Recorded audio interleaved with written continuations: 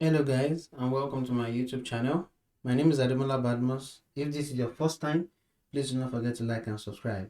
So in this video, we will be talking about our gherkin syntax. So let's get right into it. Like I mentioned as part of the previous video, um, gherkin and BDD entirely just brings a new flavor into the testing paradigm, so to speak, in the sense that it becomes more inclusive. Non-technical people can understand what goes on, while under the hood you continue to write your test. So in a typical example, let me use this as an example for you. So if you have your let me log out of here and close this. So having a page like this where you launch it and you put in your username, you put in your password, and you log in. Those are steps that ideally, if you're testing manually, you're going to have this highlighted in your Excel sheet where you've documented each step. So all those steps that you've documented, you can equally write them in gherkin syntaxes. And how do you now get to an endpoint here? In your Excel sheet, you would have a place of final action. Let's say for login as an instance, you launch the page, you insert the username, you insert the password, and you click the login button. The eventual thing is, it's either based on the business logic, it's either it redirects you to the dashboard or to the accounts page or to the last place the user was active, or anywhere the business logic dictates. According to this site, when you log in, you should get to the product listing page, and that is where you are.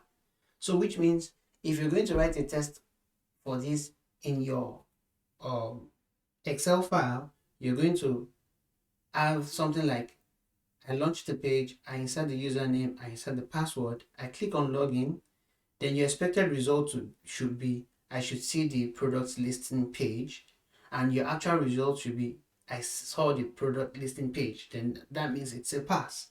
So if it doesn't pass, then you say it's a fail.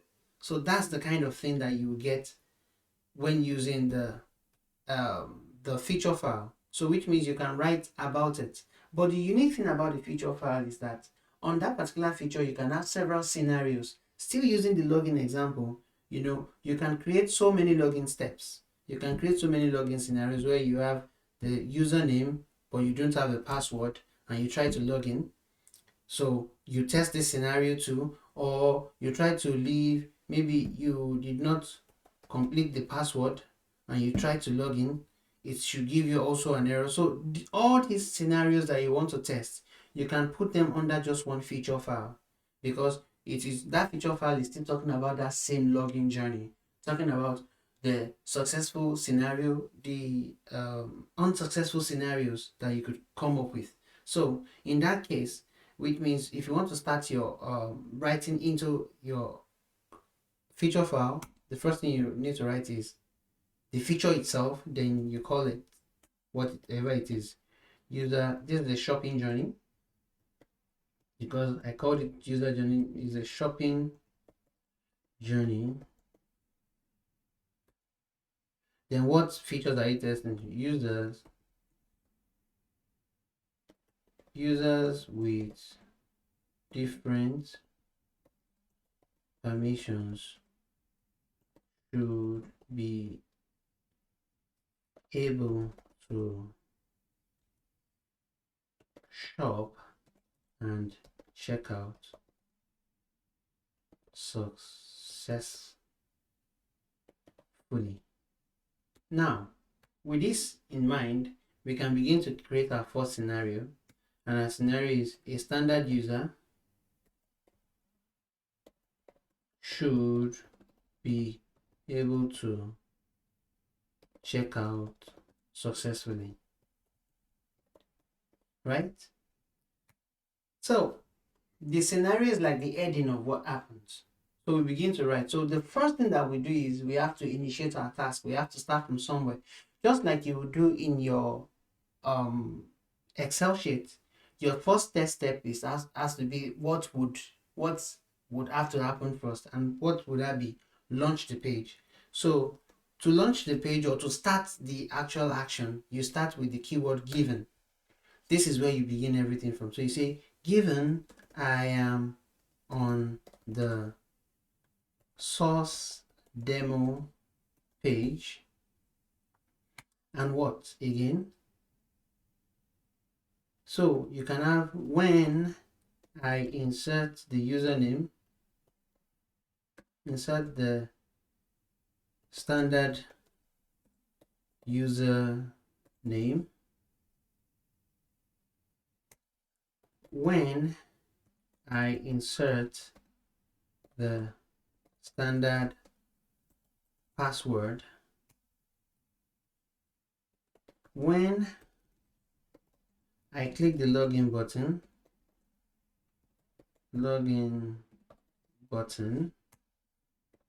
then I should see the product list page. Okay, so now this has highlighted everything that we want to do, but you would find that reading this would be a bit mechanical. It's not so fluid because we have a lot of wines going on there, but those wines are actually actions that are related. So we can change those actions by adding a conjunction, so it looks like a more readable thing. So we have, given I am on the source demo page, when I insert the standard username and I insert the standard password and I click the login button, then I should see the product list page.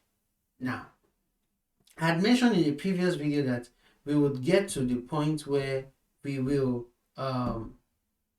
add this to cart, go to cart, checkout, and insert user, just complete the journey. But I did realize that this would defeat the purpose I want to achieve. I don't want to have a very long video, so I guess I will just stop at logging in and logging out, because I realized that the login and the logout would also give the same thing for us. Or I haven't decided.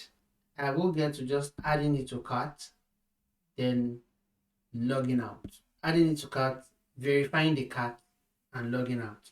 So in the next video, since I have already established and shown you how you can write a fluid gherkin syntax, I will go ahead and fill up the remaining steps, so I will not elongate this video and I will not make you feel bored. So I would add the remaining steps by myself, and we'll see that in the next video. And also in the next video, we will try to add our step definition and begin all our steps accordingly.